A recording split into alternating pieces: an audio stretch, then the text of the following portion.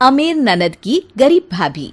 रीना एक मध्यम परिवार की लड़की थी, लेकिन उसकी भाभी शिवानी एक बड़े घर की बेटी। शिवानी की शादी अभिषेक से लव मैरिज थी।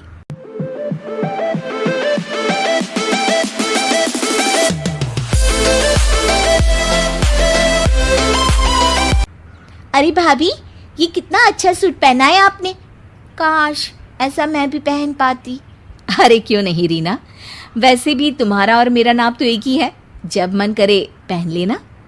भाभी, आपको आपके पापा ने कितने अच्छे कपड़े गहने दिए हैं।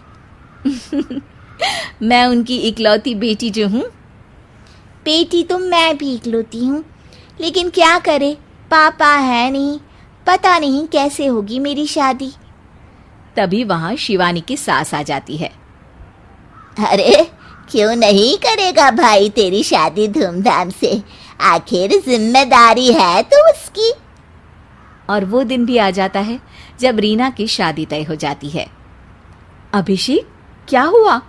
आप इतने परेशान तो कभी नहीं दिखे। कोई बात है तो बताइए मुझे।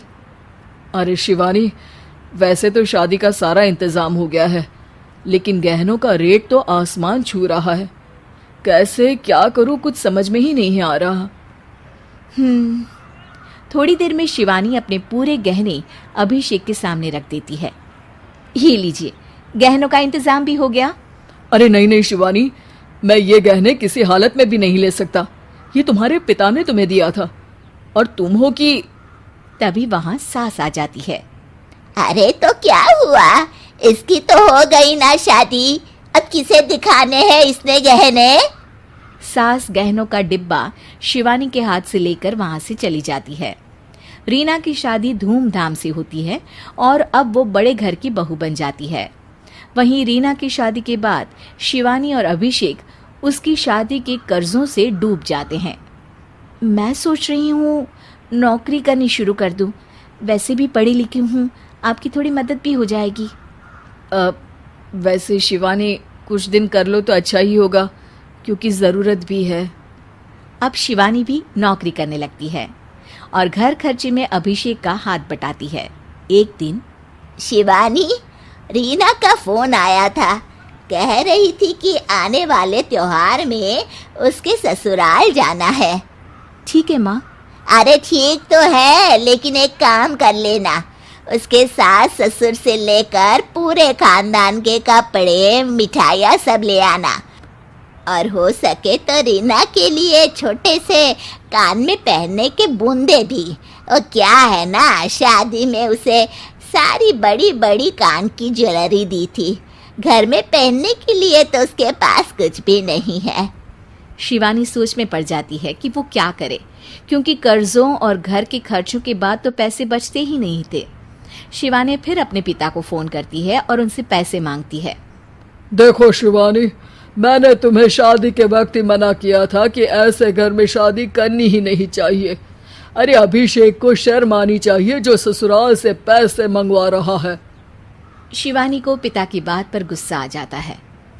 आप मेरे पिताजी हैं और मैं परेशान थी, इसलिए आपसे मदद की उम्मीद की पापा। अभिषेक को तो पता भी नहीं है कि मैंने आपसे पैसे मांगे हैं। शिवानी सोचती है कि वो अभिषेक से बात करे, लेकिन फिर उसे लगता है कि वो टेंशन ले लेगा। तभी शिवानी की नज़र हाथ के कंगन पर पड़ती है। सीधे बाजार जाती है और उसे बेचकर ननद के घर ले जाने का सारा सामान लेकर आती है और सास के सामने रख देती है। हाँ ठीक है, लेकिन फल थोड़े और अच्छी क्वालिटी के होने चाहिए थे। शिवानी कुछ नहीं कहती, वहां से चली जाती है।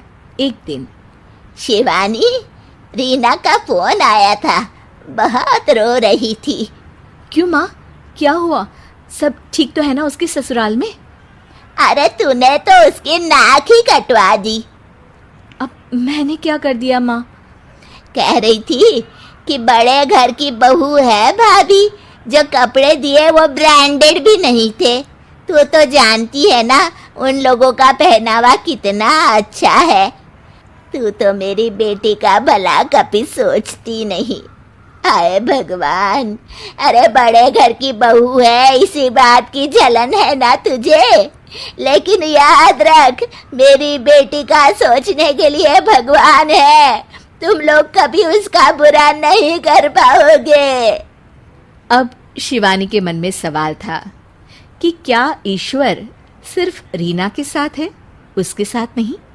लेकिन उसे सुकून था कि वो अभिषेक के साथ उसकी जिम्मेदारियों को निभाने में बराबरी की हकदार है। शिवानी वहां से चली जाती है।